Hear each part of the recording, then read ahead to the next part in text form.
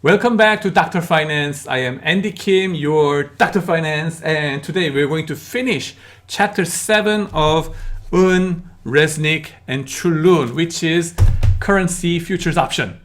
Now, last week we spent some time talking about the basics of option pricing, binomial option, and then risk neutral pricing, and mathematical basics and all this kind of stuff. And especially that discussion was based on stock market ones to brush up your memories. Today we're going to apply that in currency market, futures market. But before that, let me tell you something about our logistics, right? What we are going to cover for the rest of the semester. So here is our plan, right? I uploaded version 4 of our syllabus. Why? Because as we move down the road, right, we realize some parts are, taking more time versus not, compared to our original plan. So here is our most updated version. Okay. Now let's see. We are standing at week 9. Okay, week 9, and today we're going to finish this chapter 7. Next week, chapter 11 and 12. The week after, 13, chapter 13. That's going to be equity market, coupons, IPO kind of things. And then interest rate currency swap, chapter 14 will be the next one. And then we're going to talk about the international M&As in week 13. That inevitably leads us to the discussion of corporate governance in chapter 4. And then if week 14, if time permits, then we're going to cover chapter 20. Now you may question whether this, the mini case you would be able to cover for chapter 20. I say no. Okay, I revised and uploaded the mini case coverage schedule. Okay, in the end we're going to cover the mini case of these guys. Chapter 20, it's too late for mini case coverage, so keep that in mind. I told you before, okay, this is always a tentative schedule as we adaptively move, right, and change. So keep track of this one, right? Let's go. Chapter 7, the last part or final half, right? So let me start my timer over here so that in 10 minutes or 13 minutes, right? My dog will bark over here, called Apple, right? Now, European option pricing relationships, we studied about it. And we're bringing it to FX futures market. Consider two investments. One is buy a European call option in a British pound futures contract. The cash flow today should be minus call option value, okay, in European style. That's big C sub E, okay. Why minus? Because you're buying this call option, okay, cash going out of your pocket. This, the second part is replicating the upside payoff of the call by borrowing the present value of the dollar exercise price of the call in the US at interest in the US at interest rate of I sub dollar. The cash flow today should be exercise price discounted at interest rate at in the United States, right? And then lending the present value of the spot rate at British pound rate. The cash flow today is spot rate, big T, let's maturity is big T, right? And then its present value discounted at British interest rate. That should be the cash outflow today because you are lending it, right? And then this one is positive because you are borrowing it, okay?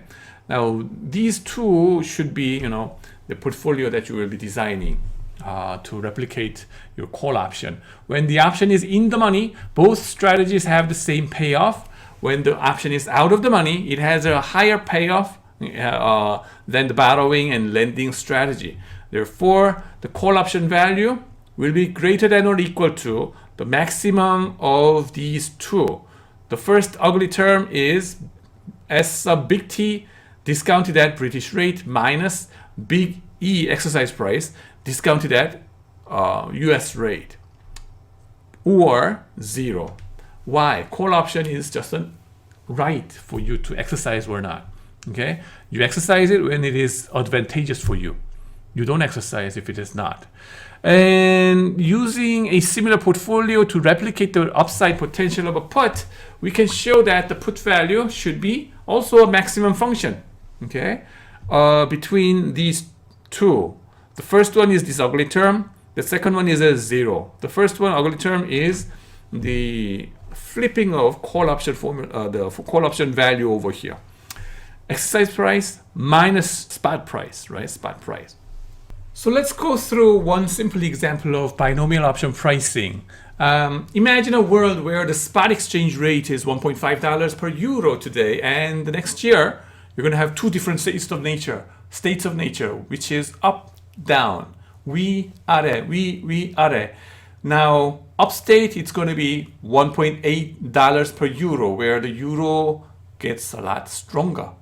And downstate, euro gets a lot weaker than today. Okay, $1.2 per euro, and then 10,000 euro will change. Its value will change from 15,000 US dollar today to either 18,000 or 12,000 US dollars, right?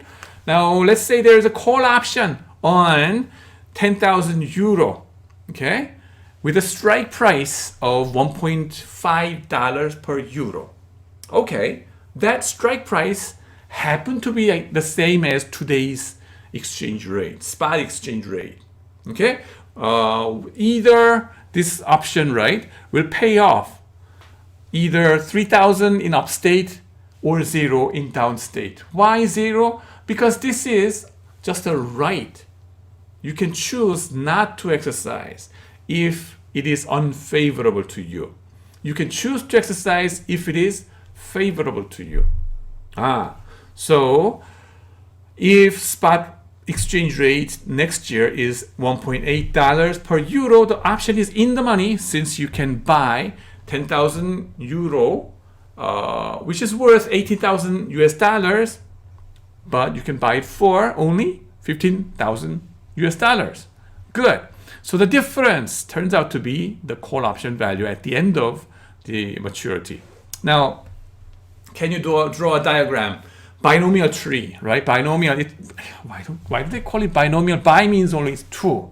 And to me, it looks like chopstick, okay? Why don't they say chopstick?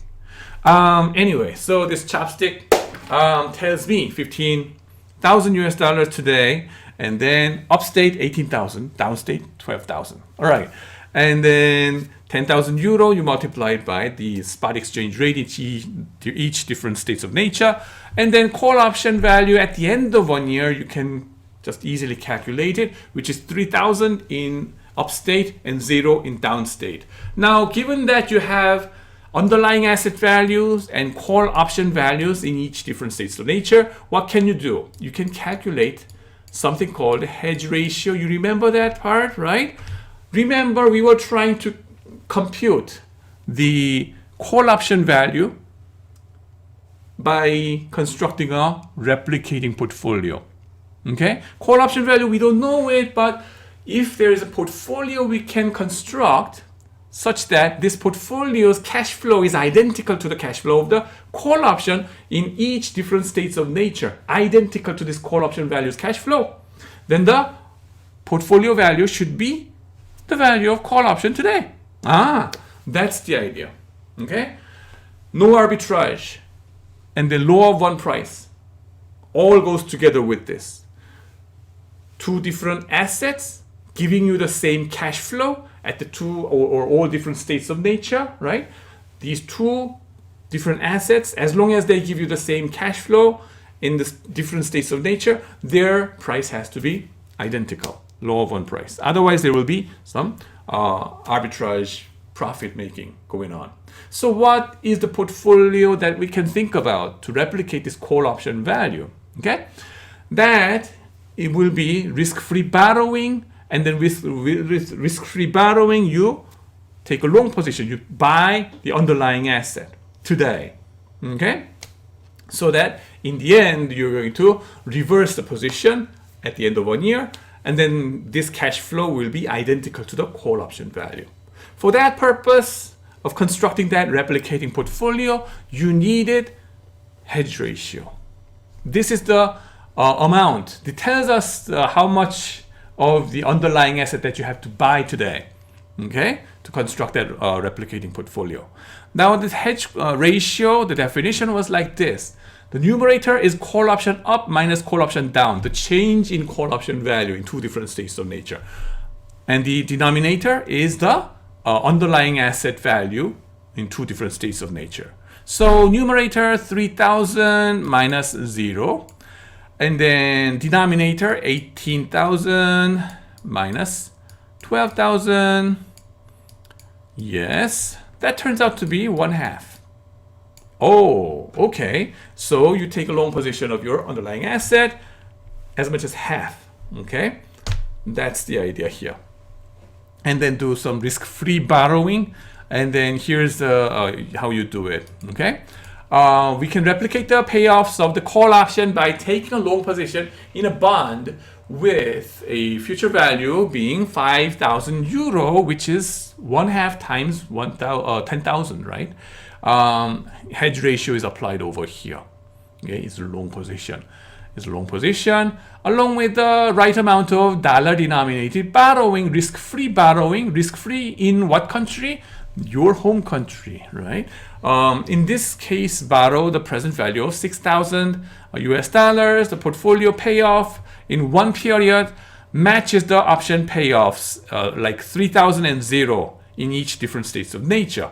And then to make it 3,000, and then based on the 5,000 euro worth, right? Euro worth, which is over here 9,000 US dollars. What should be the risk-free borrowing amount that you have to repay at the end of 1 year? 6,000. Okay, to make it 3,000. So that's why it is 6,000 over here. And then voila, in downstate, 6,000 minus 6,000 turns out to be 0, which is exactly matching our purpose, right? The cash flow is identical. So with the call option, so the price of call option should be the same as the value of this portfolio. Okay, the replicating portfolio's dollar cost today is the sum of today's dollar cost of the present value of 5,000 euro less the cash inflow from borrowing. I told you it's a risk-free borrowing today. Okay, the replicating portfolio, the present value of 6,000 US dollars, and then notice that the risk-free borrowing is discounted at US risk-free rate, right? Long position amount that is bond in euro. Okay, the underlying asset, its present value is nothing but euro amount discounted at euro rate. Ah, yes. And now what you need is the spot exchange rate 1.5 to make it everything US dollar terms.